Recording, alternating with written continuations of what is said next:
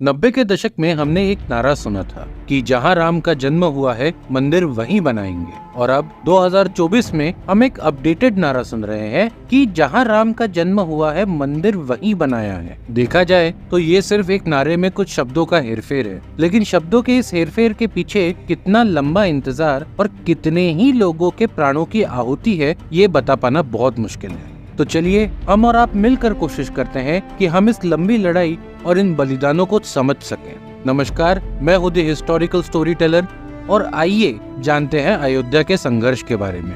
अयोध्या की लड़ाई बहुत लंबी चली। इसे अभी तक का सबसे पुराना और सबसे लंबा प्रॉपर्टी डिस्प्यूट माना जाता है। ये इसलिए नहीं था क्योंकि हिंदुओं के पास दिखाने के लिए सबूत नहीं थे। खैर, ये एक अलग बात है कि हिंदुओं को अपने ही देश में अपने ही भगवान के अस्तित्व के सबूत देने पड़े, पर क्या करें। चलिए हम थोड़ी देर के लिए रामचरितमानस, रामायण, राम सेतु, लंका, श्रीलंका सब छोड़ देते हैं, लेकिन पुराने विदेशी ट्रैवलर्स और इतिहासकार जो भारत में घूमे हैं, उन लोगों ने भी अयोध्या क्षेत्र में श्री राम के किले और प्राचीन अयोध्या के कुछ बचे हुए खंडरों का वर्णन किया है। अगर मैं आपको उदाहरण के लिए बताऊं तो सन 1611 में एक अंग्रेजी यात्री विलियम फ्रेंच ने और 1664 में थॉमस हर्बर्ट ने अयोध्या में रामचंद्र महल के बारे में लिखा था। और इनके जैसे ही बहुत से यात्रियों ने और इतिहासकारों ने रामचंद्र जी के महल के बारे में लिखा है। तो एक बात तो साफ हो गई कि सबूतों की कोई कमी नहीं थी। और हाँ, ऐसा भी नहीं था कि अयोध्या के स्थान को लेकर कानूनी विवाद कोई नई बात है।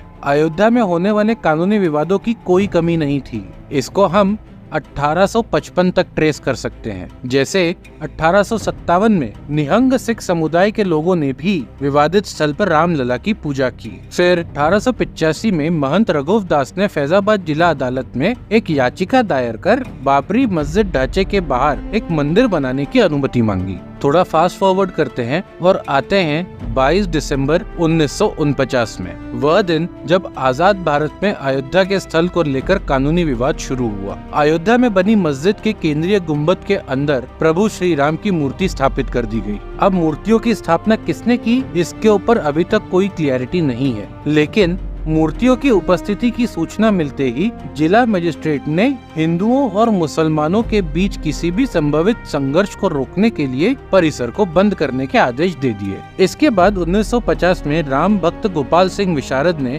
फैजाबाद अदालत में एक मुकदमा दायर कर मूर्तियों की पूजा करने और धार्मिक गतिविधियों को जारी रखने की अनुमति मांगी, जिसके बाद निर्मोही अखाड़े ने 1959 में राम जन्मभूमि का असली प्रबंधक होने का दावा करते हुए एक मुकदमा और दायर कर दिया। और इसके 2 साल बाद यानी 1961 में उत्तर प्रदेश सुन्नी वक्फ बोर्ड ने बाबरी मस्जिद स्थल पर कब्जा करने और मस्जिद से श्री राम की मूर्तियों को हटाने की मांग करते हुए एक मुकदमा दायर किया। इन सब के चलते भारतीय पुरातत्व विभाग ने 1976-77 में इस भूमि का सर्वेक्षण किया, जिसमें उन्हें मस्जिद के 12 खंबे मिले जो एक हिंदू मंदिर के अवशेष से बने थे। आगे बढ़ते हुए 1981 में हिंदू राष्ट्रवादी संगठन विश्व हिंदू परिषद ने विवादित स्थल पर राम मंदिर के निर्माण को बढ़ावा देने के लिए एक समिति का गठन किया। इसके बाद 1984 में विश्व हिंदू परिषद ने राम मंदिर के निर्माण के लिए जन समर्थन की मांग करते हुए और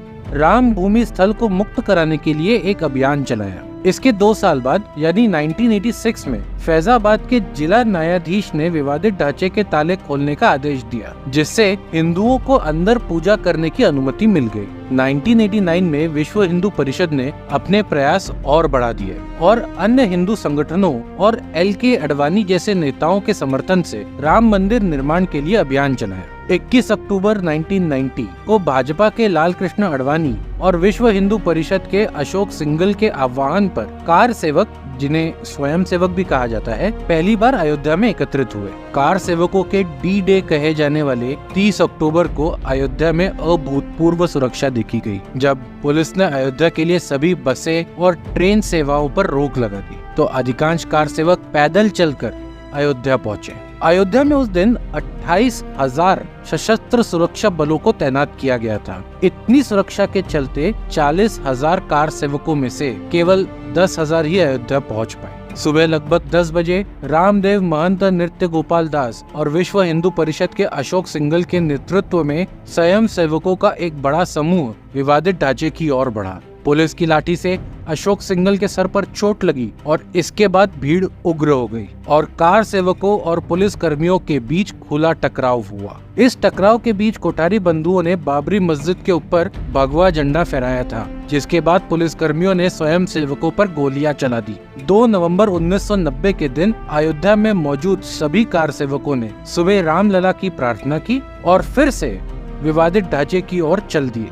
हालांकि पुलिस ने भीड़ को तितर बितर करने के लिए आंसू गैस और लाठी चार्ज का प्रयोग किया। फिर भी कुछ कार सेवकों की टुकड़ियां विवादित ढांचे तक पहुंच गई और उसे आंशिक रूप से क्षतिग्रस्त कर दिया। जवाब में पुलिस ने दूसरी बार फायरिंग की और कार सेवकों को हनुमानगढ़ के आसपास की गलियों से खदेड़ दिया।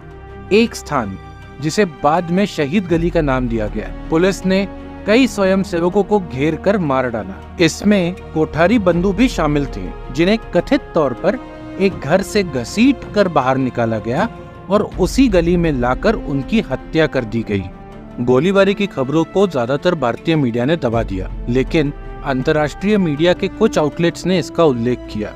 गोलीबारी की घटना का उत्तर प्रदेश और भारतीय राजनीति पर बड़ा प्रभाव पड़ा। घटना के बाद उत्तर प्रदेश के मुख्यमंत्री को उनके मुस्लिम समर्थक मुल्ला मुलायम सिंह के नाम से पुकारते थे। 4 अप्रैल 1991 नई दिल्ली के बोट क्लब में मृत स्वयं सेवकों के लिए एक श्रद्धांजलि सभा का आयोजन किया गया, जिसमें मारे गए लोगों के अस्थि कलश प्रदर्शित करते हुए एक राष्ट्रव्यापी जागरूकता कार्यक्रम की शुरुआत की गई। इस जागरूकता कार्यक्रम को राजनीतिक और नैतिक समर्थन प्राप्त हुआ और 6 दिसंबर 1992 को स्वयं सेवकों के एक बड़े समूह ने विवादित ढांचे को पूरी तरीके से ध्वस्त कर दिया।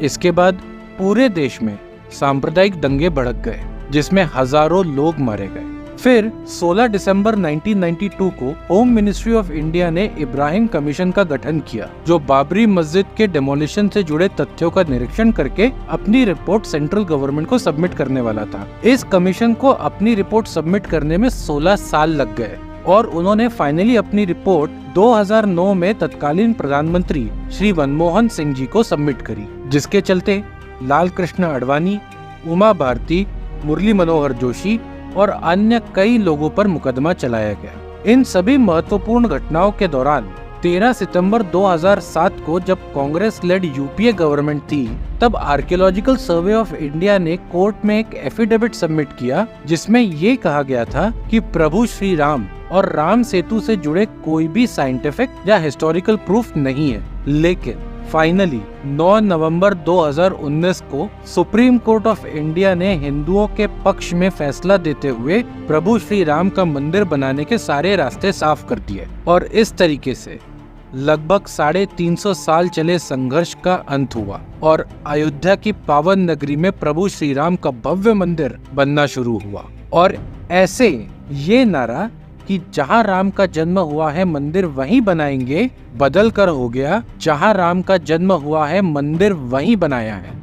अयोध्या की पावन नगरी में प्रभु श्री राम का मंदिर बनाने के लिए जितने भी लोगों ने अपने जीवन, परिवार और प्राणों की आहुति दी है, उन सभी को हम दंडवत प्रणाम करते हैं। इस वीडियो में हमारे साथ जुड़े रहने के लिए हम आपके आभारी हैं। अगर आपको ये वीडियो पसंद आया हो तो इसे लाइक और चैनल को सब्सक्राइब करें। धन्यवाद।